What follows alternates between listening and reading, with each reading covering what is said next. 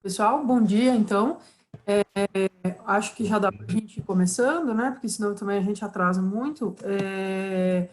Então, só para vocês saberem, não é que a gente, no dia de hoje, eu optei por fazer uma ordem um pouquinho diferente da apostila de vocês, porque romperia, não é? Seguindo a sequência da apostila. A gente interromperia, então, o nosso estudo sobre os ingleses, falaria da monarquia francesa, depois voltaria novamente a falar ah, sobre então a Inglaterra. E eu achei que, não sei, achei que ficava melhor a gente continuar falando dos ingleses. Então a gente falou um pouco sobre o estabelecimento de uma espécie de absolutismo, não é, na Inglaterra. Acho mais interessante a gente continuar falando da Inglaterra. Então, hoje nós vamos falar do processo das revoluções inglesas, um tema que já caiu muito intensamente no vestibular, depois caiu de modo um pouco, né? Saiu um pouco do radar dos principais vestibulares e voltou novamente, deve fazer uns 2 ou 3 anos, começou a aparecer novamente as revoluções inglesas, né? Então, a gente vai conversar um pouco sobre as revoluções inglesas hoje, e a apostila de vocês dá sequência a esse tema falando da Revolução Industrial. Então, nós vamos ver se o nosso tempo, como é que funciona isso. Então, a gente vai fazer o que na apostila de vocês está numerado como aula 23 e 24. Depois a gente volta a falar do absolutismo, tá bom? Na França, não é? Desse estabelecimento do absolutismo na França, para a gente fechar um bloco dentro de uma sociedade que segue mais ou menos uma lógica, uma codificação, para não ficar muito confuso. Então, depois a gente fala da França. Eu vou, então, agora compartilhar minha tela com vocês a respeito das revoluções inglesas. Eu já enviei esse PDF para o Rubão, então vocês devem receber ele no sistema logo, tá bom? Deixa eu... vamos lá.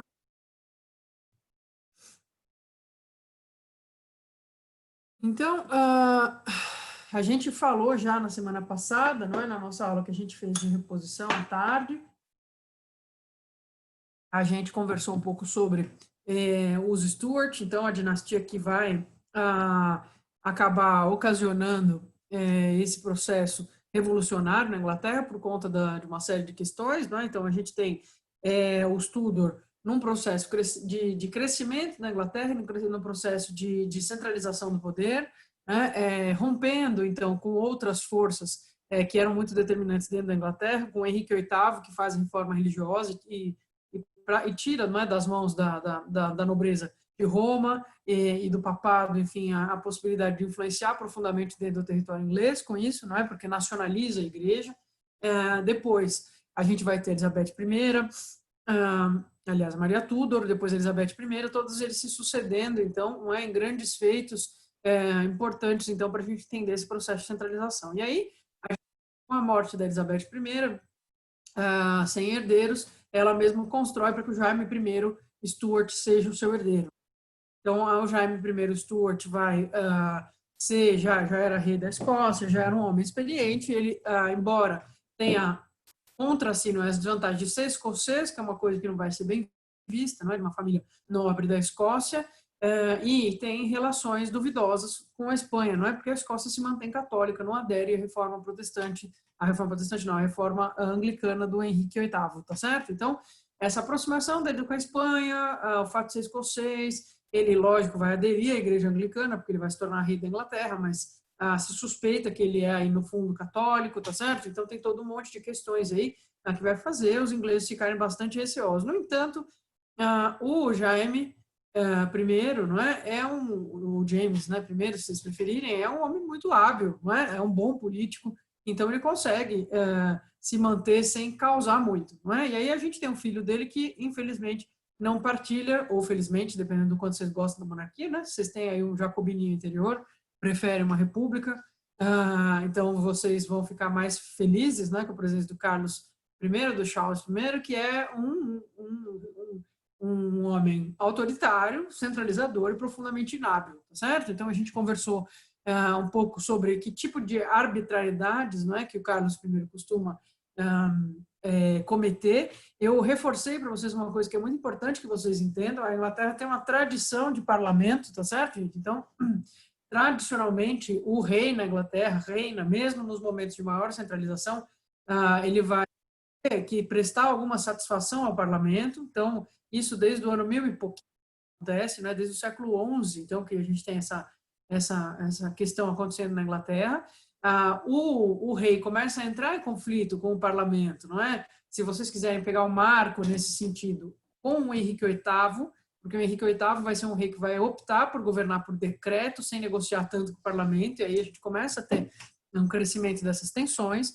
Quando a gente chega no... Só que isso, o Henrique VIII, um homem inteligente, um governante relativamente hábil, e, enfim, muito ousado, né? Muito agressivo, vai conseguir um grande crescimento, apesar disso, tá certo? A Elizabeth também tem uma tendência um pouco mais conciliadora, não é, do que o pai, nesse sentido, em relação ao parlamento especificamente. Então, né, ela vai ser considerada mais ilustrada nesse sentido e tal. Depois a gente tem o James I e depois o Charles I. O James I, então, consegue, apesar de todos esses receios que existem, ele entende que precisa manter uma certa mediação e consegue fazer isso, não é? O Carlos I não. O Carlos I tem aí uma aspiração a rei absolutista francês, em alguma medida, tá certo? Gosta da Espanha também, tem a mesma proximidade, digamos assim, né, com a Espanha nessa época, é muito conservadora do ponto de vista não é, da sua visão da religião, da sua visão da própria monarquia, não é? Todos me escutam? O meu aplicativo está falando que não está dando para escutar. Está normal, professora. Tá, então ele está só querendo me alarmar mesmo, é trote. Fechar. Então, como eu estava dizendo, então o Carlos I vai ter essa questão, não é? Eu citei para vocês algumas coisas que eu nunca vi cair no vestibular. No vestibular fala isso aqui muito genericamente, tá certo, gente? Mas eu prefiro dar exemplos para ficar claro para vocês o tipo de coisa que ele faz. Então, esses dois itens aqui, não é? Esse em que eu mostro para vocês a multiplicação dos impostos aqui, dou o exemplo do chip money, que é um imposto. Então, para quem não estava no finzinho da aula passada, para quem deu aquela viajada gostosa no fim da aula, porque já era fim da tarde e tal, lembrando, o chip money, qual que é a ideia? Toda a parte da Inglaterra que tem litoral tinha que pagar uma taxa para a coroa em nome da proteção específica, não é?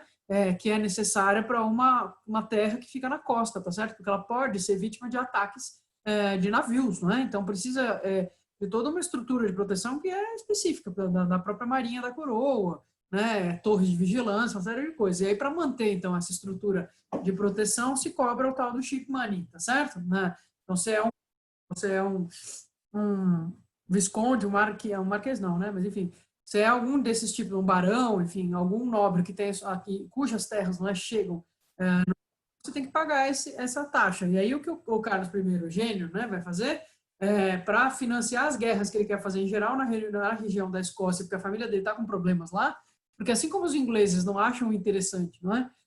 Que um escocês assuma o trono, os escoceses também não acham legal que, de repente, eles têm que dividir o rei deles com a Inglaterra, tá certo? Então, que fica essa extrema, digamos assim, união dos dois países, vai encontrar resistência dos dois lados, né? A Inglaterra se interessa pela Escócia desde que esteja mandando na Escócia, certo, gente? Tradicionalmente é isso que acontece. Vocês sabem que vai ser fonte de muitas tensões, tem muitos filmes, seriados, enfim, sobre isso. A gente até conversou sobre isso na aula passada, né? Demora, que nós estamos em 1625, a Escócia só vai ser realmente submetida quando os ingleses acabam com as estruturas de clã, então já no século XVIII, né? A gente tem aí uns bons 150 anos até isso acontecer, né? Bom, enfim. Então, o ship money, o Carlos I, para financiar suas aventuras militares e tentar manter o domínio da sua família na Escócia, vai querer que todas as terras paguem o ship money, mesmo as que não são, que não têm litoral, não é? Uma coisa que deixa os proprietários indignados, tá certo?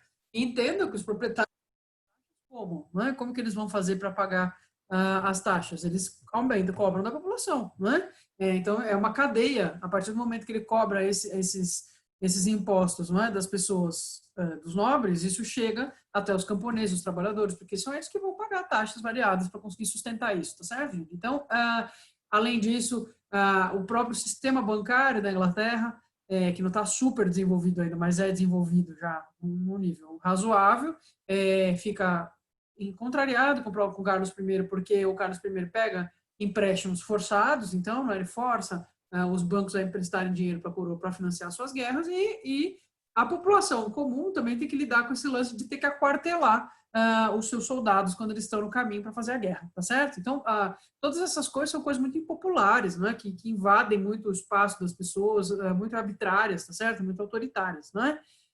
E se você não gosta, o Carlos I também tem o hábito de mandar prender e perseguir quem fala mal do governo dele em qualquer medida, tá certo? Críticos não são bem-vindos. Então, tudo isso caracteriza ele um pouco na mentalidade inglesa, né? As pessoas começam a olhar para o Carlos I e falar, cara, esse cara tá achando que ele é rei da França, que isso aqui é putaria, que nem lá na França, não é? Por quê? Porque quando a gente vai ver, não é, que o absolutismo francês vai ter um grau de centralização que poucos outros lugares do mundo vão conhecer, tá certo? Então, onde o rei pode tudo. Ele é a autoridade, todos os poderes, o executivo, o judiciário, o legislativo, concentrados na mesma pessoa, não é? Então, a galera começa a achar que o Carlos I está achando que está na França ou está na Espanha, não é? Que não tem as tradições, digamos assim, não é, de descentralização, digamos assim, da monarquia inglesa, tá certo, gente? Sendo que, cuidado com isso, não é que ela é super descentralizada, mas existe um poder um pouco mais distribuído do que nesses lugares que eu estou citando, tá certo? Muito bem, então, isso colocado,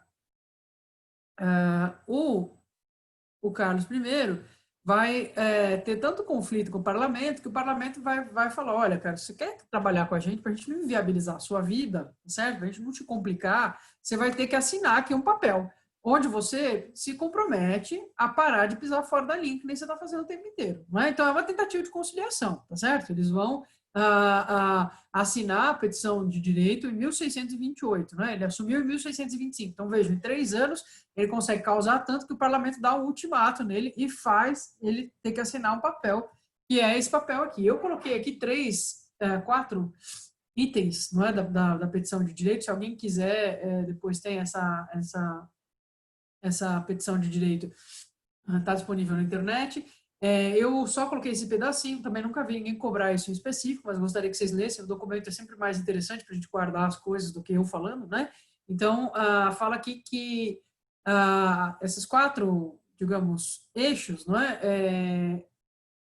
Em resumo, não é? O que eles vão estabelecer, digamos assim, né? Então, nenhum tributo pode ser imposto sem o consentimento do parlamento, nenhum súdito pode ser encarcerado sem motivo demonstrado. Então, o habeas corpus, não é? O direito que você tem, né, de responder em liberdade enquanto você não é declarado culpado, tá certo, gente? É reafirmado. O soldado, não, um soldado pode ser aquartelado na casa dos cidadãos, então isso do governo ficar usando a tua casa como entreposto, não é? Para os soldados ficarem enquanto eles estão indo para uma guerra, é uma coisa que o governo não pode fazer, e a lei marcial não pode ser usada em tempos de paz. Então, isso aqui é sempre uma questão, tá certo? Você estabelece a lei marcial, que normalmente, não é como a gente está dentro de uma sociedade que tem uma dinâmica forte de guerra, tá certo? E isso ao longo da história, todo mundo sabe que agora a gente está vivendo uma pandemia que não é exatamente uma situação de guerra, não é? Mas embora se indique que talvez a crise econômica que a gente vai viver reproduza, não é, as quedas de PIB e tudo isso que a gente tem no momento de guerra, também as baixas, dependendo do lugar em que a gente estiver, né?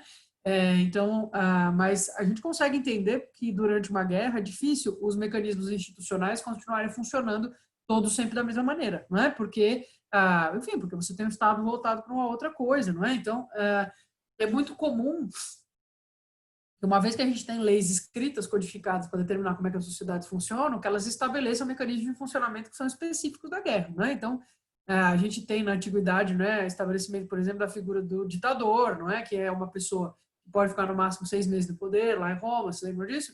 E que ele vai tomar as decisões enquanto a cidade não consegue se organizar para fazer isso através dos seus mecanismos tradicionais, do Senado e tudo isso. Então, essa ideia, não é, de uma legislação que serve para os períodos de guerra, que dá conta das demandas específicas dos períodos de guerra, é uma ideia que é comum desde a antiguidade e que, com frequência também, é usada para deixar os governos mais fechados e mais autoritários, tá certo, gente? Porque aí você alega que instabilidade, não é? E você vai e parte para o uso, então, da lei marcial. A gente aqui no Brasil tem um péssimo hábito de fazer uso disso que se chama estado de sítio, não é? Ao longo da nossa história, não é? Imagino que vocês devam ver isso em Brasil, mas entendam, não é? Que no Brasil a gente teve, se você for considerar todas as vezes que foi mobilizada o termo estado de sítio, não é? Vamos chamar que, que toda vez que a gente tem o estado de sítio sendo convocado, isso significa suspender as atividades do parlamento, significa, então, entrar num estado de exceção. Ao longo da história do Brasil, desde que o Brasil é Brasil, a gente teve 21 estados de exceção, tá certo? A gente tem mais estado de exceção do que normalidade no Brasil, tá certo? Então, nós temos essa tradição que é uma tradição autoritária, não é? Ah, professor, quando você está falando de golpe, você está falando tipo do impeachment da Dilma? Não, tá? Eu nem estou longe de querer entrar nesse tipo de mérito, mas eu estou falando de efetivamente, não é? Quando as Forças Armadas entendem, quando um governante com o apoio das Forças Armadas entende que existe necessidade de um estado de sítio, tá certo, gente? É outro dispositivo, né? Não estou falando de processos que passam pelo parlamento, tá certo? Tá claro? Então, se a gente levar em consideração, não é, os momentos em que governantes mobilizaram essa instituição do estado de sítio, que no fundo é mais ou menos como essa lei marcial aqui, não é? Essa ideia de que o país, a estabilidade do país, ela está tão ameaçada que os mecanismos regulares não devem funcionar, institucionais, e isso com o apoio das Forças Armadas foram 21 desde que o Brasil se tornou independente, tá certo? Aliás, minto, 21 desde que o Brasil é república, desde o começo da República Brasileira, que é um pouco pior, certo? Então, desde 1889, a gente teve 21 estados de exceção. Então, vocês estão numa sociedade, vivem numa sociedade em que esse recurso é comumente usado, tá certo? Se a gente for pensar, não é do ponto de vista histórico, na verdade, desde 85 é que a gente está vivendo uma grande exceção na história do Brasil, com uma sucessão de governos minimamente constitucionais ali, que não estão fugindo das regras, tá certo? Que quando tem troca de governantes, ainda assim é feito dentro de mecanismos, enfim, que não recorrem a esse recurso, tá certo, gente? Tudo bem? Né, podemos entrar no mérito dos impeachments, né, se são políticos, se são jurídicos, mas isso não vem ao caso, tá certo? Tá claro, pessoal?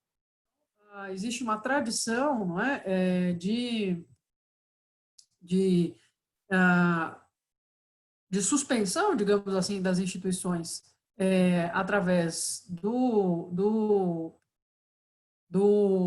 uso da lei marcial, que não é nossa, na verdade vem da antiguidade, tá certo? E isso vai ser aplicado dependendo de como as sociedades funcionam, mais ou menos, não é? Então, o Carlos, primeiro, assina isso aí em 1628, o pessoal fala, agora ele sossega esse facho, né? Agora ele entendeu que a gente não vai deixar ele fazer o que quiser. Bom mesmo, hein, Carlos? Fica na moral aí. Só que o Carlos, cara, não é assim que ele funciona, tá certo? Então, ele vai continuar causando, não é? E aí a gente vai chegar, digamos, no ápice disso, não é? Ele vai desrespeitar algumas vezes, não é? A petição de direitos, e o ápice disso, então, é em 1640,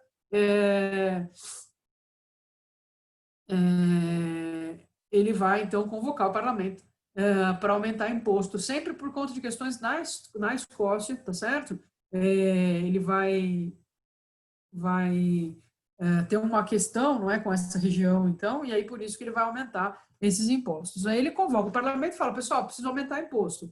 Ou o parlamento fala, não, é? Lembre-se que o parlamento é majoritariamente constituído por nobres que não estão nem um pouco interessados em pagar mais imposto para o Carlos I, tá certo? Então, eles recusam o aumento de impostos e aí ele fecha o parlamento. Ele fala, então tá, então vocês estão dissolvidos, vocês não funcionam mais, porque eu sou autoridade aqui, né?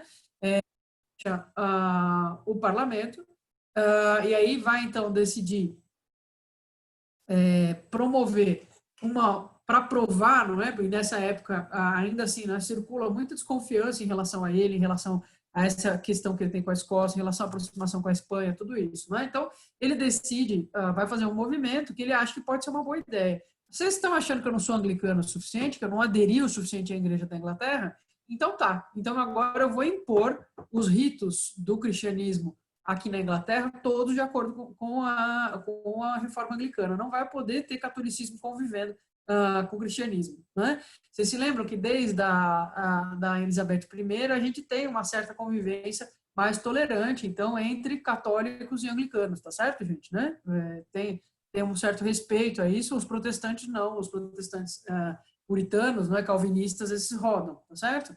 Então, quando isso acontece, não é, a Escócia, principalmente, que é católica, vai se rebelar, tá certo? Vocês percebem que aí tem coisa, certo, gente? Porque ele vai fazer uma coisa que afeta especificamente a nobreza escocesa, que está contra ele, tá certo? Então, essa questão religiosa entra de fundo para uma questão política também que ele está tendo lá na região de onde a família dele tá certo? E aí, o parlamento fala, cara, sério que você resolveu agora gerar estabilidade interna dentro da ilha aqui, né?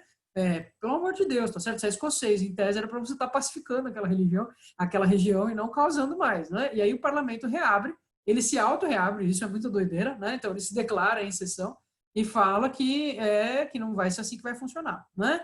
Daí, na sequência, a gente vai ter uma revolta na Irlanda, tá certo? A Irlanda também bastante católica, não é? Vai se rebelar contra o Carlos I, e aí o primeiro quer mandar um exército para lá para reprimir a revolta e o parlamento não autoriza. Fala, não, cara, não vai mandar exército para a Irlanda contra essa rebelião, não tem necessidade e vai ter que aumentar imposto, a gente não quer que aumente imposto, então não vai mandar exército para a Irlanda. Bom, quando isso acontece, então o Carlos I vai entender que ele está diante de um parlamento que não respeita a autoridade real, não é? E vai entrar numa campanha contra essas pessoas, e aí a gente vai ter, então, guerra civil na Inglaterra, certo? Essa guerra civil, que estoura em 1642, é bom saber quando começa, tá certo, gente? Ela é relativamente longa, ela vai opor principalmente dois grupos aqui, não é? Os que estão do lado do rei, que a gente vai chamar de realistas, por motivos óbvios, né? Eles estão do lado do rei, ou também podemos chamar de cavaleiros, porque ele é basicamente composto de aristocratas, que têm um respeito enorme pela monarquia, que teceram uma proximidade adequada, aproximada com a casa dos Stuart, não é? Na Inglaterra, a gente tem um tradicionalismo mesmo relacionado aos ritos da monarquia, né, gente? Então, isso vai, para a nobreza especificamente, isso tem bastante importância, não é? Então, muitos nobres, assim, mais conservadores, vão ficar do lado do Carlos I, diante ou porque tem a proximidade política, se beneficiam disso, ou porque entendem que a instituição da monarquia não pode ser questionada dessa maneira, não é? E aí a gente tem, principalmente, dentro dos burgueses, né, dos mercadores, quem são os que vão apoiar o Carlos I? Aqueles que são os burgueses, os mercadores monopolistas, tá certo? Porque os monopólios são concedidos pelo governo nessa época, né? Ele decide. A gente tem uma centralização relativamente grande. Então, digamos que ele diz o seguinte, a gente tem aquela nossa colônia lá na América do Norte, não é? E a gente precisa comprar algodão lá de uma determinada cidade para trazer aqui para a Inglaterra. Quem vai fazer esse trânsito, quem pode comprar algodão lá e vender aqui, é a família do fulano de tal. É esse fulano aqui, é essa empresa. Tá certo? Então, ela vai ficar responsável por esse circuito inteiro. Você acha que esse cara vai querer se indispor contra o rei que cede isso para a família dele? É lógico que não. Então, em termos de mercadores, de burguesia, é um punhado de burgueses que está sendo beneficiado pelo governo que apoia os cavaleiros ou realistas, tá certo? Do outro lado, a gente vai ter os caras que ficam conhecidos como cabeças redondas, não é? Então, os cabeças redondas, quem são eles? A pequena e a média nobreza, tá certo? Que não se beneficia diretamente dos cargos e que não tem, né, um apreço tão grande por essa hierarquia que levou os Stuart ao poder, tá certo? A burguesia do sul e do leste, que é uma burguesia mais então, que deseja mais modernização, digamos assim, do que os governos Stuart estão conseguindo promover, tá certo? E todo mundo que é a favor do parlamento, que prefere o poder mais concentrado no parlamento do que eles estão querendo centralizar as coisas, tá certo, gente? Então, e aí a gente vai ter uma coisa, não é, que fica muito famosa, e daqui desse slide é a coisa mais importante, que é esse New Model Army, tá certo? Porque a gente vai ter uma modificação durante essa guerra civil, não é? O exército dos cabeças redondas, ele vai funcionar na promoção por mérito, que é uma modificação muito grande, muito importante dentro do panorama militar na Inglaterra, tá certo? Antes da promoção, você chega na alta patente porque você tem título de nobreza, tá certo? Então, se você é nobre, você pode ser um bosta, tá certo? Você pode ser um militar meia boca, mas você vai ter uma alta patente dentro da parte das Forças Armadas da qual você faz parte. Então, se você está na Marinha, você vai se tornar almirante com muito mais facilidade do que outras pessoas, porque você tem um título de nobreza, você já parte de um status social mais alto, não é? E durante esse momento que a gente chama, então, de Revolução Puritana, que é a primeira etapa das revoluções inglesas, a gente fala de revoluções inglesas porque são duas combinadas, tá certo? A Revolução Puritana, então, vai ser caracterizada por um exército que é formado de pessoas de variadas classes sociais, e nesse exército se impõe que a promoção se dá por feitos, tá certo? Por mérito. Então, você se destaca nas batalhas, você se destaca na estratégia, você se destaca na organização, você ganha uma ascensão de patente, tá claro? Então, isso é uma modificação muito importante, que depois, enfim, vai penetrar nas Forças Armadas inglesas de outra maneira, tá certo?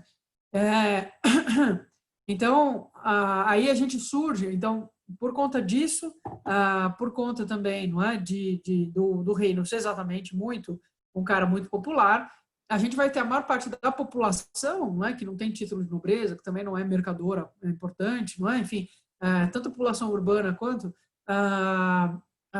uma parte importante dos camponeses vai ser apoiada. Um instantinho, pessoal. Vai ser apoiada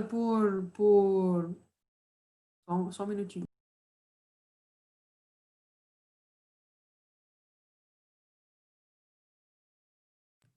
Então, vai ser apoiada por essa parte, por essas parcelas mais simples da população, tá certo? E aí, então, a gente tem um exército que engorda, não é? Vai ter adesão de muitas pessoas, um exército mais numeroso, que vai ser liderado pelo Oliver Cromwell, tá certo, gente? Essa figura é muito importante de ser conhecida para vocês. Por quê?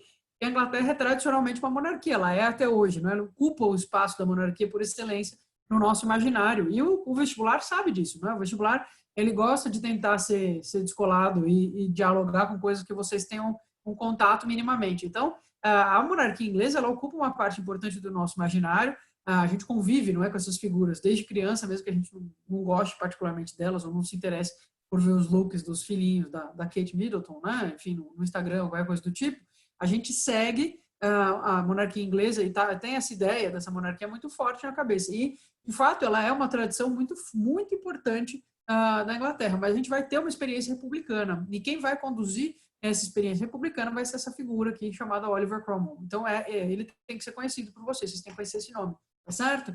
Então, a Guerra Civil ela vai se estender, num primeiro momento, né, entre essas facções, as aristocráticas, digamos assim, mais aristocráticas, vinculadas ao rei, e todas as outras que se aglutinam contra o rei. O Carlos I só vai ser efetivamente militarmente derrotado em 1646, então são 4 anos de guerra civil, vocês podem imaginar o desgaste que isso causa, não é?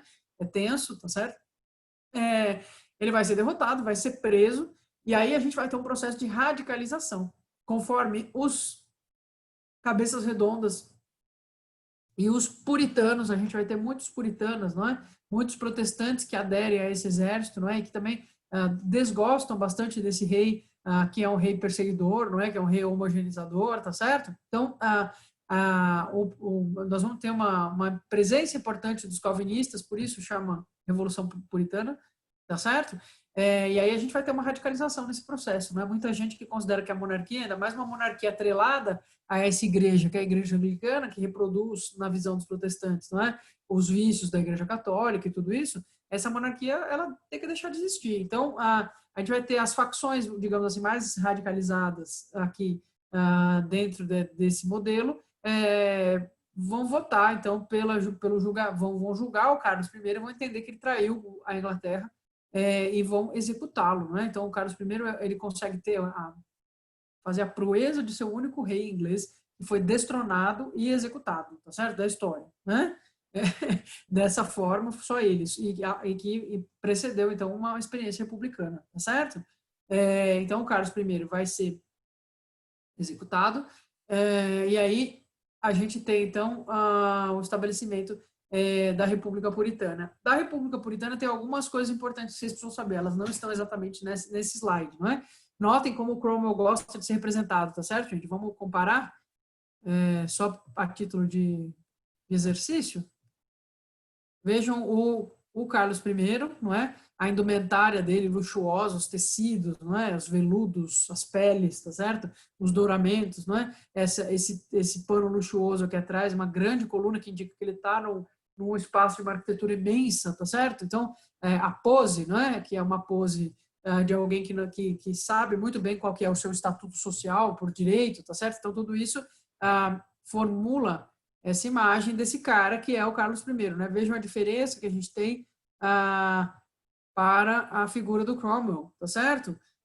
que está aqui, então, representado com a sua armadura, porque ele é um líder militar, não é? O Cromwell era membro da pequena nobreza rural, tá certo, gente? Então, um cara dentro do mundo aí da nobreza não era um cara que tinha uma grande importância, né? Enfim, a ponto de impactar muito a política inglesa, mas que vai, então, se tornar um cara de destaque e vai, então, fazer algumas coisas que são completamente relevantes para a gente entender por que a Inglaterra vai virar dona do mundo depois, tá certo? Então, vejam que ele é representado de forma muito simples, não é? E então com essa armadura que brilha aqui, que é para lembrar a gente que ele chegou onde ele chegou através dos seus valores de guerreiro, de estrategista, não é? Um cara muito inteligente. Não subestime o que significa ganhar uma guerra civil, não é pouca coisa, não é?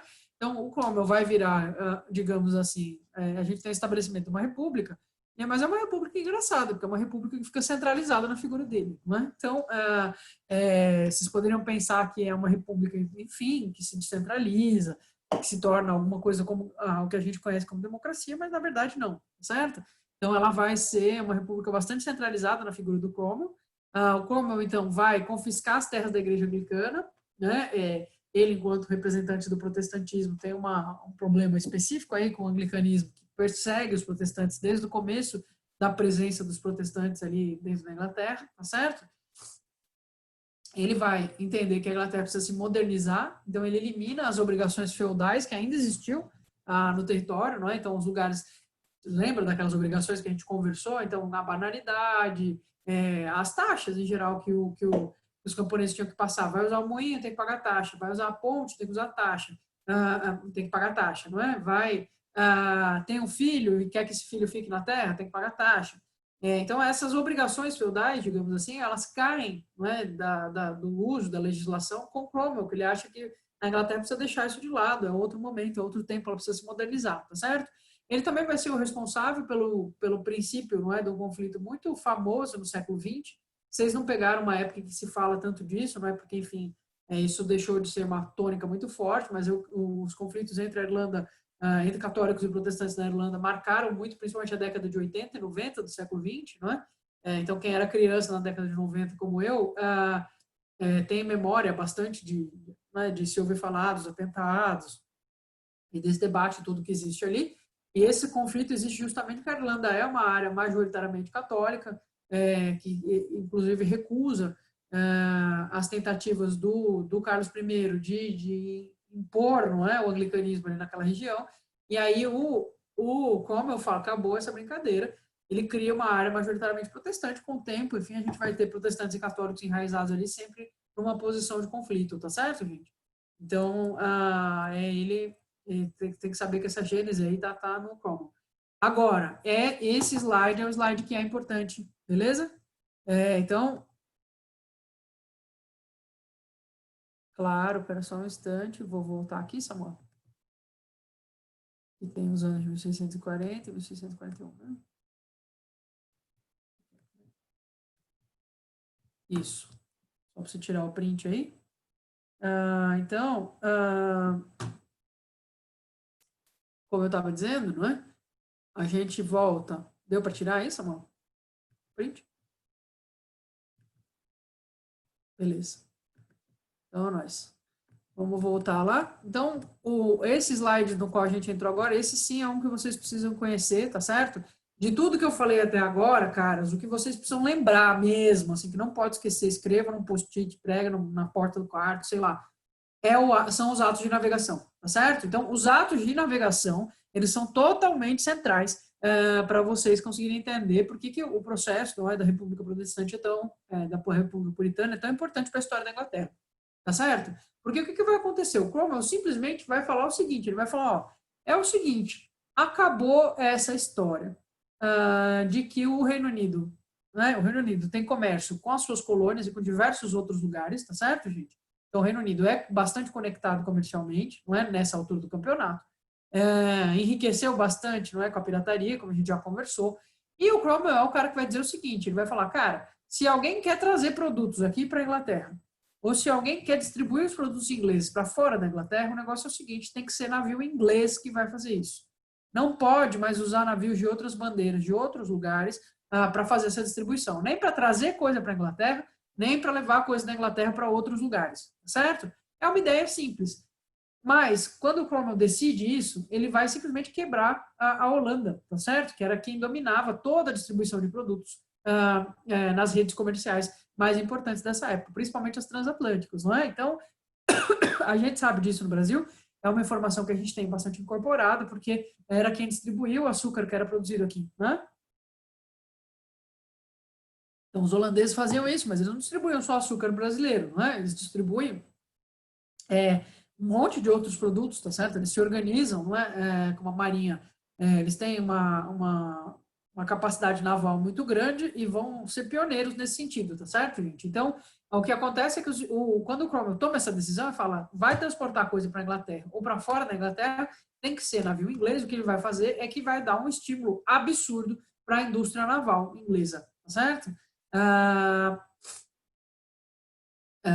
E isso vai ser uma coisa, não é, que vai fazer ao mesmo tempo a Inglaterra desenvolver, então, um know-how de indústria naval absurdo, tá certo? Porque ela já era muito conectada do ponto de vista comercial, então, para dar conta da demanda que existe por conta disso, não é? A indústria naval tem que se desenvolver imensamente, e a gente sabe, não é, que uma boa parte do domínio da Inglaterra, que a Inglaterra vai desenvolver no século XIX, tem a ver com a construção dessa marinha, dessa marinha não, porque é marinha Forças Armadas, né? Mas com a construção, então, dessa frota naval absolutamente impressionante, que vai conseguir chegar em todos os cantos, distribuir produtos para todos os lugares, tá certo, gente? Então, isso é uma coisa muito central que faz o Cromwell, que vai determinar os rumos da Inglaterra depois, não é? Então, o processo das revoluções inglesas tem os atos de navegação embutidos aí. Isso a FUVEST adora cobrar, ok?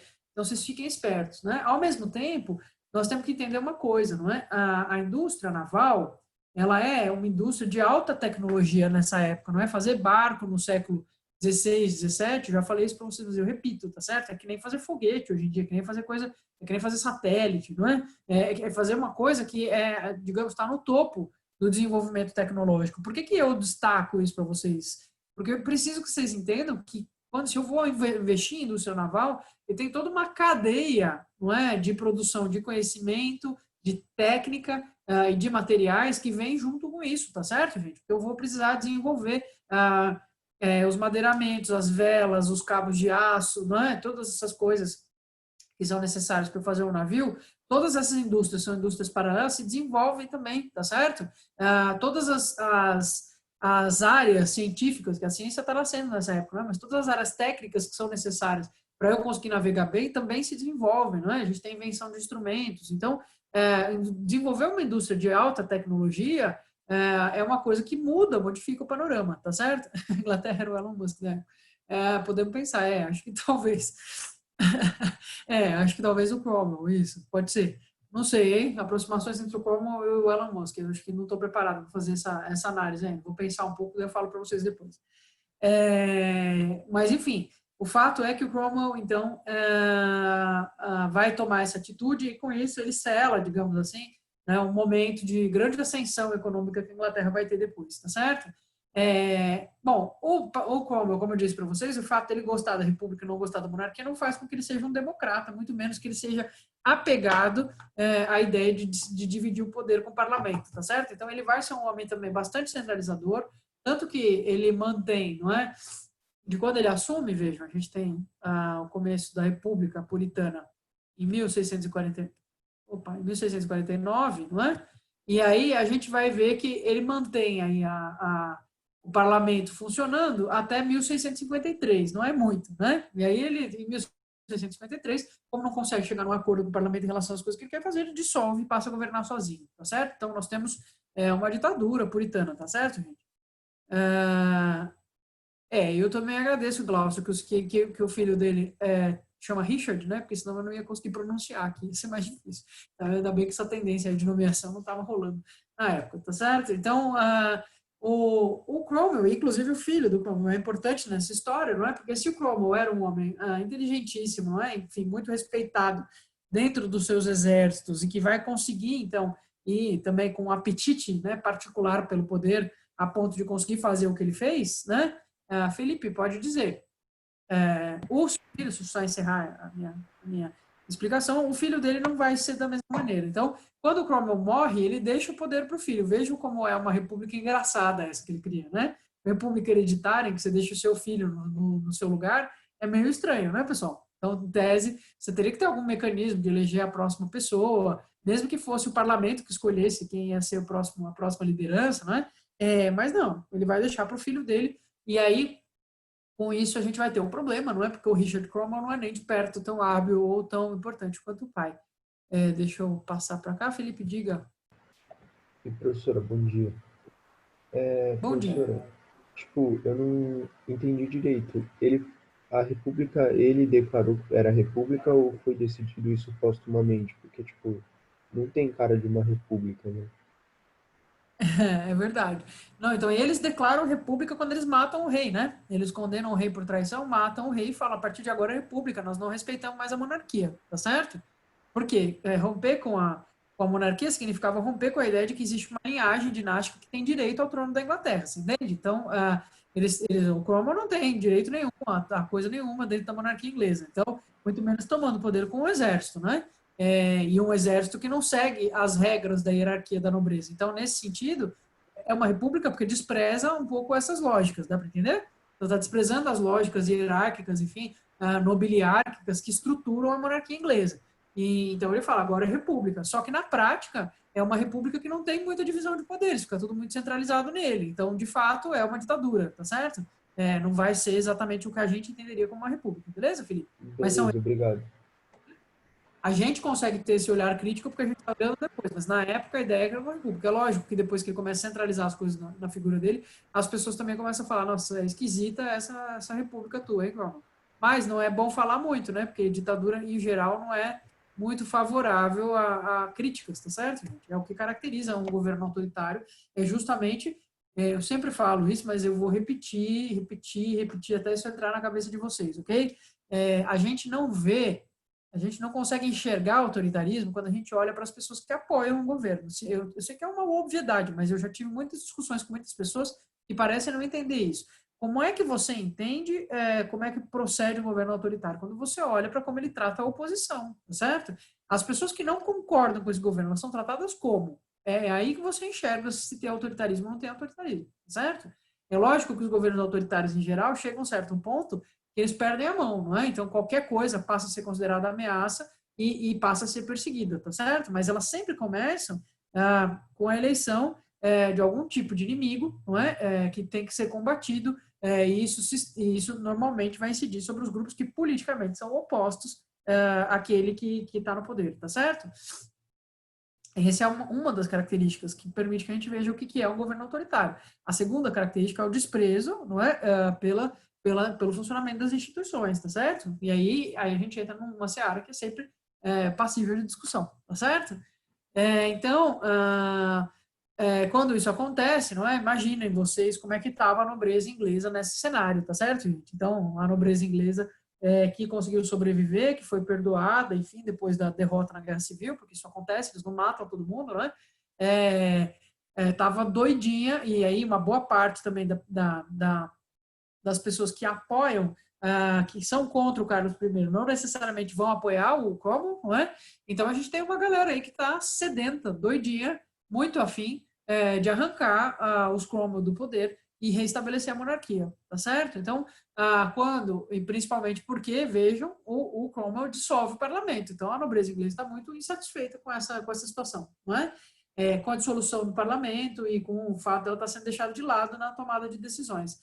Então, quando o Richard Cromwell assume, e é ele, então, uma figura menos habilidosa, politicamente falando, que o seu pai, e ele não vem como o pai, não é de uma vitória militar que faz ele ser considerado um líder, ele é um cara que recebe o poder, é mais fácil. Então, eles vão simplesmente dizer que ele é ilegítimo, que ele não tem direito de ocupar aquele espaço, aquele poder, e vão restaurar a monarquia, e vão chamar quem? O Carlos II, então, para que estava exilado, não é? Para ser rei, tá certo? Então, a gente tem aí o começo dessa segunda parte da dinastia Stuart, não é? Então, o Carlos II vai ser um desastre, né? Vai ser uma situação aí bastante ruim, tá certo? Que então, bom, tem certas coisas que a gente nunca sabe se são, né, como diria o Maquiavel, tem algumas questões na história, não é? Que às vezes tem a ver com um certo acaso, tá certo, gente? Uma certa dificuldade que a gente tem, não é difícil a gente saber o que teria sido, não é? Mas o fato é que o governo do Carlos II vai ser... Então, a gente está aqui em 1658, a gente vai ter a ascensão do Carlos II ao poder, não é? E aí a gente vai ter o Jaime II, o Carlos II, e depois o Jaime II assumindo, tá certo? Desse processo aqui, entre o governo do Carlos II e o fim do processo que a gente está estudando, a Revolução Gloriosa vai acontecer em 1688, tá certo? Então, vocês veem aí que a gente tem uns bons 30 anos ainda de Stuarts no poder, antes de que a coisa seja reformatada no que eles chamam de Revolução Gloriosa, tá certo? Então, o Carlos II vai passar por uma série de problemas, né? Ele era um cara, como ele é afastado do poder, fica no exílio, não é? Enfim, a família dele está no exílio quando ele se aproxima, digamos assim, das questões em geral. Ele é católico, tá certo? E vai ter uma grande relutância em deixar o catolicismo de lado para assumir o trono. Então, ele deixa, não é? Porque ele precisa ser chefe da Igreja da Inglaterra, mas ninguém não convence muito ninguém, não é? Dizem que ele ainda desempenhava rituais e coisas, enfim, que eram típicas do catolicismo. Então, ele era um rei um pouco mal visto por parte da população anglicana. Ele também vai ter o azar, não é, de ser o rei na época da Grande Peste de Londres, que vai reduzir a população em 1/3, tá certo? Morre muita gente. Então, epidemias, não é? Também a gente vai ter um incêndio importante que vai acontecer, que vai pegar um pedaço gigantesco de Londres, enfim, o fato das construções serem bastante precárias, muita coisa em madeiramento nessa época ajuda a coisa a se alastrar muito fácil, não é? Então, uma peste enorme, um incêndio gigante que destrói metade da cidade, o fato de que ele é católico não é um governo que entra para a história de forma positiva, digamos assim, não é? Então, ele deixa... ele não tem um herdeiro. Esse é outro problema, tá certo? Acabamos de restabelecer a monarquia e esse cara não tem um herdeiro para a gente poder garantir, não é, que a sucessão dele vai ser tranquila. É claro, os ingleses são cabreiros, certo, gente? Tanto problema eles tiveram por falta de herdeiros para suceder as dinastias, que quando um rei não tem herdeiro, você suspeita de uma possível instabilidade, não é? Então, isso também é uma coisa que gera uma tensão em relação à figura dele. Quando ele morre, então, ele deixa a coisa ajeitada para ser o irmão dele, o Jaime II, que assume, tá? E aí o Jaime II é pior ainda que o Carlos II. Ele vai ter a capacidade, então, ele tem filhos, né? E aí ele tem uma filha específica que é importante para nós, que é a Maria, certo? Maria Stuart. Então o Jaime II, ele é pior do que o Carlos II, ele é mais inábil, ele é mais católico, e ele diz abertamente nos espaços que ele frequenta que o problema da Inglaterra foi que ela centralizou pouco, tá certo? Porque ela deveria ser igual à França, não é? E ele diz abertamente, defende abertamente que ele quer construir um absolutismo à la França na Inglaterra. Quando isso acontece, não é? O parlamento já calejado, os nobres da aristocracia já calejados, vendo que isso aí vai dar ruim, né? Resolvem articular para tirar ele do trono, tá certo? E aí vão articular isso como? E isso é muito interessante, não é? Vão oferecer, fazer uma oferta para o genro do Jaime II. Então, o Jaime II tem a filha chamada Maria Stuart, não é? A Maria Stuart é casada com Guilherme de Orange, tá certo? Que tem esse nome, porque, enfim, está lá nos Países Baixos, não é? É calvinista, inclusive, que é lá dos Países Baixos, tá certo? E aí, então, o parlamento, na surdina, pessoal, só na articulação política, só na politicagem, vai convencer, então, o Guilherme de Orange da seguinte coisa, ele vai dizer, olha, o Jaime II não tem condições, a gente vai enfrentar uma grande instabilidade novamente, talvez até o fim da monarquia na Inglaterra. Se a gente não substituir esse cara, então a gente pensou que talvez você pudesse se interessar, você e a sua esposa, que é a herdeira direta dele, digamos assim, a assumirem o trono no lugar dele, tá certo? E aí, como assim, como que isso vai ser feito? O parlamento vai simplesmente chegar, colar num mano aleatório e oferecer o trono da Inglaterra para ele? Não, porque o Guilherme de Orange, calvinista dos Países Baixos, mais moderno, tá certo? Eles convencem o Guilherme de Orange que esse trono vai vir, mas ele tem uma condição, não é? Essa condição é a segunda coisa mais importante da aula de hoje, que vocês precisam conhecer. A primeira são os autos de navegação. A segunda é esse quadrinho que a gente está descrevendo, então, o que é o Bill of Rights, ok? Então, o Bill of Rights é justamente esse documento que o Guilherme d'Orange vai ter que assinar para poder assumir o trono da Inglaterra, tá certo, gente? Então, o acordo é feito entre a Maria Stuart e o seu marido contra o próprio pai da Maria, e aí o rei vai ser simplesmente vai ser comunicado disso, tá certo? Então, chegam para o Jaime II e falam, olha, Jaime, é o seguinte, cara, isso é legal e tal, mas não vai dar mais, tá? Só que a gente não vai... nós não vamos fazer má criação com você, não vamos ser mal educados, né, indelicados, deselegantes, como foram os puritanos, tá certo? De te arrancar do trono, te manter preso, te condenar, te julgar, depois te decapitar, tá certo? Decapitar não, te enforcar. A gente não vai fazer nada disso com você. A gente só quer que você se retire do trono em nome da sua filha. Abdique em nome da sua filha e do marido dela, tá certo? Então, mas notem, não é que é o Guilherme que vai ser rei, não a Maria, tá certo? Então, abdique em nome do seu genro que vai ficar tudo bem, né? Na base da pura chantagem mesmo, tá certo? O Jaime, lógico que num primeiro momento não aceita isso, você acha? O cara vai aceitar que ele vai perder o trono da Inglaterra? Claro que não. Então, ele vai tentar reagir, mas as tentativas de reação dele são pífias, tá certo, gente? Ele percebe que ele não tem articulação nem sequer para fazer um churrasco no Palácio de Buckingham, que dirá conseguir reagir a essa articulação intensa da nobreza, de setores mercantis importantes lá na Inglaterra, contra a presença dele no trono, tá certo? Então, quando ele percebe que não vai conseguir, ele cede, não é? Abdica contra a vontade de forma bastante birrenta, tá certo? E aí o Bill of Rights vai ser assinado pelo Guilherme d'Orange e ele é então colocado no trono. E é aí que a gente... E por que isso é tão importante? Porque isso marca o estabelecimento dessa forma de governo que é tão importante para quem quer entender política, não é, que é a monarquia constitucional inglesa, da maneira como ela funciona, não é? Então, que o rei, ele não elabora as leis, ele não executa as leis, ele não suspende a execução de leis. E, sobretudo, quem decide tudo a respeito da monarquia é o parlamento. Então, quem vai ser o sucessor? É o parlamento que decide. Qual que vai ser o orçamento? Onde que a gente vai gastar o dinheiro? É o parlamento que decide. Quanto que de mesada o rei vai receber? É o parlamento que decide, tá certo?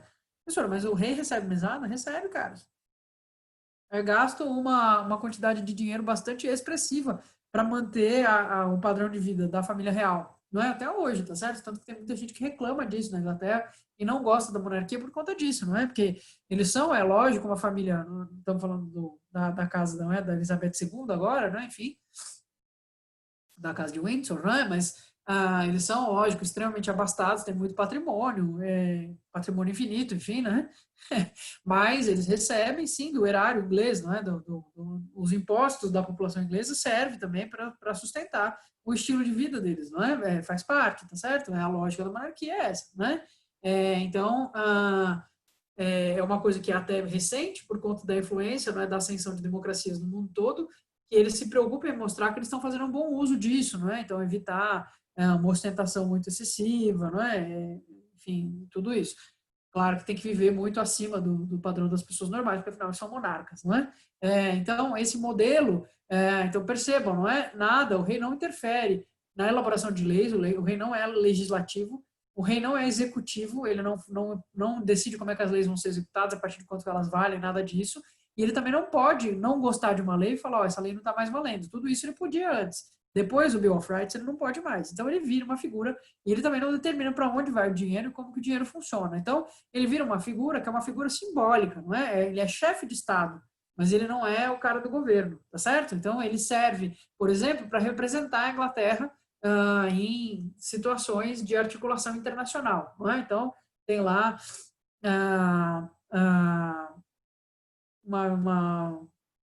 por exemplo, uma convenção a qual comparecem líderes de diversos países, não é? Então, a rainha da Inglaterra vai representar a Inglaterra, não é? Depois, enfim, então ele vai ter uma função que é uma função simbólica, não é? E desde do 1700 alguma coisa, essa é uma convenção que se estabelece depois, a rainha se reúne semanalmente com o chefe do parlamento, que é o primeiro-ministro, tá certo, gente? Vai ser eleito pelo parlamento. Ela se reúne, ela escuta e no máximo, ela aconselha. Às vezes, na maior parte das vezes, ela vai ser simplesmente escutar. Ela não pode direcionar o que faz o parlamento. Essas reuniões, elas têm um protocolo bastante rígido, não é? Os membros da família real, eles não podem manifestar posição política.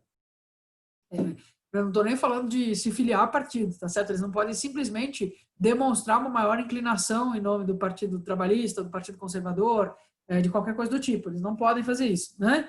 Esse posicionamento político deles é proibido, porque eles são um símbolo da nação como um todo, não de uma facção política específica, tá certo? Eles representam os valores que são importantes para a Inglaterra, não é? Então, daí, por isso, não é que se justifica aquele cuidado todo com a imagem sobre o qual a gente estava conversando, né? Porque a imagem dessas pessoas é extremamente controlada, a vida delas é extremamente controlada, porque elas ocupam um papel que é um papel público, não é só o papel que você tem aí, você é uma pessoa que tem a sua vida privada, e mesmo a sua vida pública é uma consequência dessa vida privada. Eles não é? Eles têm uma importância maior, eles vão ter funções específicas, não é? Então, de tocar projetos de caridade que às vezes são antigos dentro da família, de dar visibilidade para coisas, porque a partir da década de 50, do século XX, eles se tornam também celebridades, não é? Então, a partir de 1950, mais ou menos, na própria Elizabeth que isso começa a acontecer, eles se tornam grandes celebridades, conhecidos no mundo todo. Então, onde eles colocam a mão tende, não é, a ter muita atenção, tá certo, gente? Então, vão ter essas funções. E muita gente hoje em dia fala também da importância que a família real adquiriu para o turismo na Inglaterra, não é? Porque como eles viraram celebridades, existe muita gente que gosta desse universo da monarquia inglesa, que sonha em conhecer os espaços, em ver as joias da coroa, desculpem, e tudo isso. Então, a gente vai ter uma indústria mesmo, não é, se alimentando em torno da figura dessas figuras. Então, hoje em dia tem gente que defende a monarquia por esse motivo estritamente pragmático mesmo, que fala, olha, a gente não deve perder a nossa família real, porque a nossa família real, ela rende dinheiro, porque do lado, no entorno do Palácio de Buckingham ou, enfim, de outras coisas que são importantes para a monarquia, tem 1 milhão de lojinhas que vendem produtos, cada vez que eles casam ou têm um filho, tem os produtos comemorativos, não é? E isso sai em todos os lugares do mundo, todo mundo quer saber dessa história, então isso é uma coisa que nos rende dinheiro, então a gente não pode abandonar essa ideia, né? Acho que ficou alguma coisa aqui no chat. Não teve problema, Guilherme, ser calvinista? Ninguém vira rei da Inglaterra sendo calvinista, tá certo? Então, ele vai, lógico, ter que aderir ao anglicanismo, né, Isabela? Então, a origem dele ser calvinista não importa muito desde que ele se converta, e ele acha que o trono da Inglaterra é uma boa, tá certo? Boa pergunta, tá? Samuel está dizendo, achei que eles tinham o dinheiro deles e se mantinham. Sei lá, eles têm muito dinheiro, eles têm muito patrimônio, eles têm terras. Gente, não sei explicar para vocês o que significa ser de uma família tão poderosa e tão antiga, não é? Eles têm pedaços inteiros do território do Reino Unido, eles têm castelos, eles têm edifícios em regiões supervalorizadas, porque são famílias muito antigas, não é? Então, às vezes o que se cobra de aluguel num edifício desse é o suficiente, seria o suficiente aqui para a gente manter várias famílias ao longo do ano, num padrão de classe média, tá certo? Então, lógico, eles são muito imensamente ricos, ninguém está falando que não. Mas, assim como eles são ricos, eles têm um estilo de vida muito dispendioso. Vocês já imaginaram o que significa ter que manter todas as propriedades funcionando? São propriedades imensas, são castelos do século XII, XIII. Você consegue imaginar a quantidade de trabalho que envolve isso? E o trabalho que envolve a vida cotidiana deles, a Rainha Elizabeth, ela não se veste sozinha. Tudo da vida dela é absolutamente codificado, não é? Não estou falando só de roupas, joias, é tudo totalmente protocolado, não é? Os caras vivem em palácios que têm, assim, 52 aposentos, tá certo? Eles passam épocas do ano específicas em casas específicas. Então, tem a época que o cara passa o tempo que a rainha, tradicionalmente, no período do Natal, vai para sua casa em tal lugar. Né? Aí eles têm propriedades na Escócia, propriedades no interior da Inglaterra, não é? Fora isso, tem lugares que são patrimônio histórico, que são mantidos pelo dinheiro da família, tá certo? Então, enfim, tem um monte de situações possíveis aí. Então, lógico, são imensamente ricos, mas eles têm um estilo de vida dispendioso também, então entra dinheiro de imposto para isso, tá certo? Inclusive, eventos, o casamento da Kate e do William foi pago pelo contribuinte inglês. Eu não sei como é que vocês se sentiriam, não é? Se vocês estivessem pagando imposto. Eu digo para vocês, enfim, não tenho uma simpatia particular pela monarquia, tá certo, gente? Não estou dizendo que ela não possa ser uma boa forma de governo. A gente tem países extremamente equilibrados, digamos assim, não é, na Europa, que funcionam com a monarquia constitucional desse estilo, não é? Então, que é uma monarquia parlamentar, no fundo quem governa é o parlamento, mas que tem a figura das famílias reais, os países escandinavos, a Holanda, a Inglaterra, são todas sociedades bastante equilibradas, não é? Então, não estou dizendo que a monarquia seja ruim por definição, né? Mas eu, particularmente, não simpatizo muito com esse estilo de governo. Eu provavelmente ficaria muito contrariada de ter que sustentar isso. A galera da Inglaterra adora esse luxo, mas depende de quem você está falando, Luísa, tá? Então, tem muita gente muito crítica a isso. A monarquia... Luísa, sim, a gente paga bastante imposto, não é? Mas, assim, a gente não financia que um parlamentar viva ou que um presidente da república viva, que ele tenha 10 propriedades com 28 aposentos em cada uma, não é? E que os parentes mais remotos desse cara, todos vivam numa vida luxuosa dentro dessas propriedades. Não, garanto para você que não, Beatriz. Não dá para comparar o nível de luxo que tem um nobre inglês do que qualquer governante no Brasil, pessoal. Vocês estão falando de bilionários ou vocês estão falando de governantes? Tá certo? Porque são coisas diferentes, né?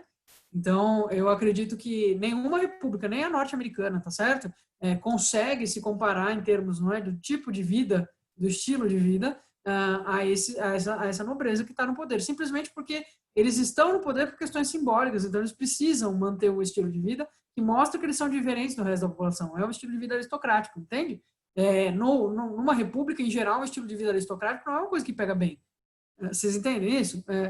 A gente, inclusive, está aqui já quase na iminência de xingar os nossos governantes, pensando em quanto a gente gasta com eles, tá certo? Então, em geral, a gente não vai ter isso sendo super bem visto, não é?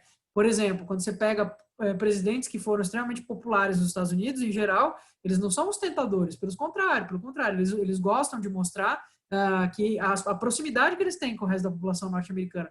Mesmo o Trump, que é um cara super bilionário, não curte mostrar que de vez em quando ele pede uns McDonald's lá para comer, mostra a ceia na Casa Branca, aquele prédio super luxuoso e tal, e aí lá tira, né, aquela coisinha de prata e tem lá um lanchinho do McDonald's, que nos Estados Unidos é uma coisa ultra mega barata, tá certo? Então, é uma lógica um pouco diferente. Vocês acham que a Rainha Elizabeth vai ser mostrada comendo McDonald's? Não, porque a lógica da monarquia é a lógica da diferenciação. Eles, de vez em quando, fazem um movimento de se aproximar um pouco da plebe, tá certo? Então, olha, casou com uma plebeia. Tudo bem que é uma plebeia ultra rica, não é? Enfim, bonita, que cumpre todos os pré-requisitos para ser uma boa primeira-dama, né? Enfim, uma boa primeira-dama não, uma boa rainha, né? Que ela vai ser um dia, tá certo? Mas, então faz esse movimento, se aproximou um pouquinho, tá certo? Mas, assim, de fato, eliminar as diferenciações de forma alguma. Eu não sei, deem um Google, ou se vocês quiserem, eu posso mandar o link no grupo, de todos os códigos que a nobreza, principalmente o entorno da Rainha Elizabeth, tem que seguir. Você não pode cumprimentar a rainha. Ninguém toca na mão da rainha, porque não se pode fazer isso, porque ela é a rainha. Então, ela usa sempre uma bolsinha, ela tem sempre uma bolsinha, uma carteira que ela segura em todos os eventos públicos, que é para evitar que as pessoas se esqueçam, não é? Porque a Rainha Elizabeth é toda preocupada com isso. Ela é preocupada em seguir o código, mas ela também fica com medo da galera ficar dando fora, nesse sentido dela ter que ser grosseira. Então, ela sempre segura uma bolsinha para poder, para ninguém ter a ideia, não é, de repente querer pegar na mão dela e descumprir a etiqueta, tá certo? Tem uma série de codificações. Ela tem que ser sempre a última a comer, não é? Então, desde que ela é novinha, porque assumiu o trono muito novinha, ela se acostumou a prestar atenção. Ela tem que ser a última a terminar. Quando ela termina a refeição, pessoal, todo mundo tem que parar de comer em volta dela. Tá certo? Então, assim que ela finalizou a refeição, largou os talheres lá da maneira que ela tem que largar, todo mundo para de comer, acabou a refeição, porque a rainha acabou de comer, tá certo? Então, como ela é considerada uma rainha gentil, não é? Ela tem uma tendência a comer extremamente devagar, que é para dar tempo de todo mundo acompanhar ela, tá certo? Eu estou citando algumas bobeiras, mas só para vocês entenderem, a lógica da monarquia é muito diferente da lógica da república, porque é um governo, por definição, da tradição, tá certo? Então, ele é um governo que valoriza, não é, esses símbolos, que são símbolos de outro tempo. Toda essa codificação que existe na monarquia, ela remete, não é, a um momento em que isso era importante, socialmente falando, não é? Que a nobreza ela vai se cercar disso. Nós vamos conversar bastante sobre isso na nossa aula sobre a França e depois discutindo o Antigo Regime. para se diferenciar da burguesia, precisam se estabelecer códigos que sejam difíceis de acompanhar para uma pessoa que não é ociosa o tempo inteiro, tá certo? Se você trabalha e tem 1 milhão de coisas para fazer, você não vai ficar prestando atenção em um monte de detalhezinho, né? Então, a nobreza vai se diferenciar através desses códigos que a gente chama de etiqueta, tá certo? E as monarquias, em geral, vão seguir isso de forma bastante rigorosa até hoje, né? Então, a gente nem faz ideia do tipo de coisa que pode ser considerado escandaloso dentro da corte inglesa, tá certo? Então, por exemplo, a Elizabeth, ela não gosta de esmaltes de cor forte, nem de batons de cor forte, ela detesta. Como ela é a rainha, ninguém usa. Ninguém, num raio de 8 graus de distância dela, pode usar isso. Na presença da rainha, você não usa isso. Não são só os empregados e as pessoas que trabalham, os funcionários do Palácio de Buckingham, mas toda a nobreza tem que ter essa preocupação. Porque a Elizabeth simplesmente não gosta, é uma idiosincrasia dela, não curte, tá certo? Então, as refeições dela têm que ser todas assistidas, né? Porque hoje em dia é mais difícil isso, você tem como ter mais controle, mas tem toda uma tradição de matar reis e rainhas por envenenamento, tá certo? Então, a refeição dela não é um pouco banal, nem o preparo, nem a maneira como ela come, nem o lugar onde ela vai comer, tá certo? Nossa, professora, mas não existe fazer uma refeição descontraída, fazer o que você quer na hora que você quer? Cara, esquece, você é um nobre e faz parte, não é, de um governo monárquico. A sua vida não é sua vida, a sua vida é pública, tá certo? Então você vai ter luxo, ostentação, nunca come um Doritos, sei lá, de forma alguma, Beatriz. Ela tá o tempo inteiro vigiada, tá certo? É muito difícil eles terem espaço para privacidade. Doritos, então eu acho que a Rainha Elizabeth nem sabe o que é isso. Ela nem imagina as coisas, não é, que a gente, pessoas comuns, podem fazer, porque ela simplesmente não sabe. A própria... Coisas que são bobas pra gente, tá certo, gente? Eu acho que ajuda... Sim, é verdade. Mas, no entanto, ela tem eu acho que ela tem um batalhão de funcionários para fazer as mínimas vontades dela, mas é porque ela, no caso, a Elizabeth II, é muito ligada no protocolo, não é? A senhora pode explicar por que as crianças só usam shorts? Sim, porque é uma tradição desde o século... então, a gente hoje, não é, tem uma... a gente, é normal para nós a gente ver criancinhas usando roupas que são miniaturas de roupas de adulto, não é? Mas entre o século XVIII e o século XX, existia um código de que usar calça comprida era coisa de adulto. Marca um momento da sua vida, o momento que você pode usar calça comprida. Então, se você é criança, você usa calças curtas. Isso lá desde o século XVII, certo? 16, 17, isso se estabelece.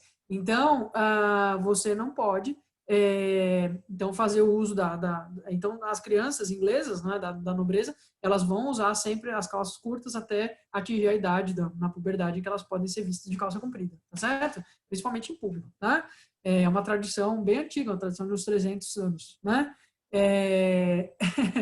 Então, em relação a isso, gente, as próprias relações pessoais, né? Como é que faz? Então, por exemplo, uma coisa que para nós é normal, você se casa e aí você vai ter um quarto de casal, você normalmente dorme, marido e esposa, né? Ou esposas ou maridos, enfim. As pessoas são casadas, elas dormem juntas, tá certo? Dormem no mesmo quarto. A nobreza jamais faz isso, né? Cada um dos cônjuges, digamos assim, tem uma ala separada do palácio, seus próprios aposentos, as suas próprias coisas decoradas do jeito que interessa, tá certo? E aí eles eventualmente visitam o quarto um do outro quando eles estão afim, né? No caso da Rainha Elizabeth e do Philip, enfim, é assim que funciona, tá certo? Então, mesmo a própria vida conjugal. Então, é uma vida um pouco solitária, assim, a vida do monarca nesse sentido, e ao mesmo tempo ele está sempre sendo vigiado, não é? Por isso que o filho mais novo fugiu para o Canadá. Eu acho, né? Eu acho que a gente idealiza um pouco. A gente não sei, né? Não sei quantos que vocês simpatizam com a monarquia, enfim, quantos vocês gostam disso. Eu confesso para vocês que eu tenho um fascínio, eu gosto de acompanhar. Então, um fascínio estético, eu acho uma viagem, com forma de governo eu não curto muito, né? Mas eu acho meio fascinante. Então, quando a gente fala, não é, de ter uma vida extremamente codificada, eu acho que muitas pessoas não bancariam isso, né? O que é você não poder tomar suas decisões de acordo com o seu desejo ou com as coisas que você acha importantes, mas sempre estar preso a um papel que você desempenha dentro de uma família, que é uma família muito antiga, que ainda por cima está metida com o governo de um país rico e importante como é o Reino Unido, tá certo? Né, de um conjunto, enfim, como é o Reino Unido. Então, eu acho que sim, né?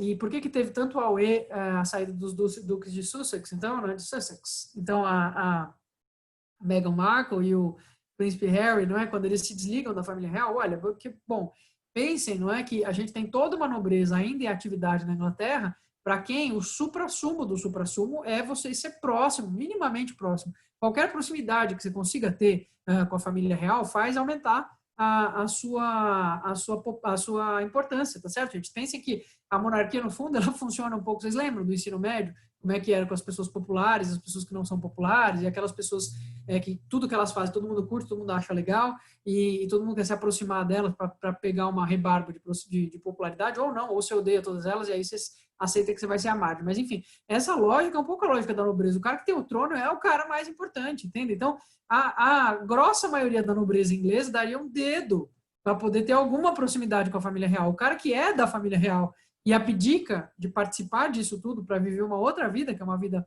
fora, não é, dessa lógica da aristocracia, é um baita de um choque, tá certo? Ainda mais porque isso demonstra uma falta uma falta de coesão da família real, que também é grave, porque tudo que a gente está falando aqui repercute em termos de governo também, tá certo, gente? Então, nossa, será que a monarquia está ameaçada? A sorte, não é? É que, enfim, o William, que é o filho mais velho do Charles, que está sendo preparado para suceder a Elizabeth, né, em alguma medida, não é à toa que você confundiu, Beatriz, porque o príncipe Charles, como ele é muito impopular, todo mundo sabe que não é ele que vai assumir nada, tá certo? Então, provavelmente, quando a rainha Elizabeth morrer, se ela não viver até os 300 anos, né, ele vai abdicar e vai permitir, então, que o William assuma no lugar dele. É isso que está sendo preparado. O William foi preparado dentro dos parâmetros mais altos da nobreza, com uma série de nuances aí que é para agradar a plebe como nós, tá certo? Então, vai lá, vai ser piloto de helicóptero de resgate, né, ser um herói, casa com uma plebeia, aí tem vários filhinhos todos bonitinhos, né, e vocês têm que parecer um casal ótimo, harmonioso, tá certo? E, enfim, sim, Elizabeth é eterna, Highlander, né? Então, não sei também, mas, então, enfim, em tese, a gente espera que isso aconteça, o William foi preparado para isso e ele é o primogênito. Então, o Harry, na verdade, ele estava um pouco longe, né? Na linha de sucessão, acho que ele era o sétimo a suceder. A Inglaterra tem um caso famoso, que é o príncipe Edward, enfim, que abdica do trono da Inglaterra no século XX por conta do seu casamento, enfim, de uma série de outras coisas. Então, isso em termos culturais, não é, para a sociedade inglesa, é um negócio que é muito, cai que nem uma bomba mesmo. E aí, hoje em dia, isso ainda reforçado pela cultura da celebridade, tá certo, gente? Nós estamos vivendo um momento, não sei se vocês têm dimensão disso, e com essa minha fala eu encerro a aula de hoje, não é? Como o momento em que vocês vivem é um momento em que existe uma obsessão pela celebridade que nunca existiu na história da humanidade, não é? Sempre existiu uma preocupação, de alguma maneira, ser célebre, ser famoso é uma maneira de os antigos entendem, né, a fama como uma maneira de você vencer a morte, tá certo? Porque então o herói, ele vai para a guerra, o herói antigo, né, o cara que vai para a guerra, ele quer fazer grandes feitos na guerra porque aquilo é uma maneira de ele continuar existindo depois que ele morrer. A glória vai manter o nome dele, né? Então a gente lembra até hoje, né, do Aquiles, do Ajax, de uma série de heróis antigos, e eles ganharam da mortalidade, digamos assim, porque morreram em batalha, mas a gente ainda os lembra, tá certo?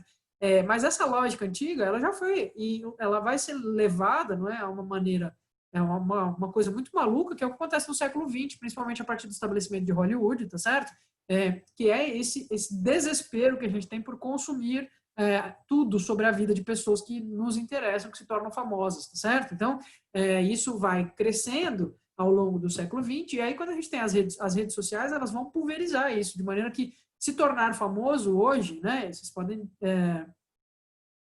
discordar um pouco, Samuel, você falou nazista, você está falando do Edward, né? É mesmo. Ele tem um papel bem lamentável ali durante a história da Segunda Guerra, de querer negociar com os nazistas, não querer entrar tão contra assim, né? Bem baixo astral, certo? Enfim, só fechando aqui, só vocês não acharem que eu acho que não está falando da Elizabeth, tá? Elizabeth, não, tá certo? Ela pode ter os defeitos dela, mas esse não é um deles, tá?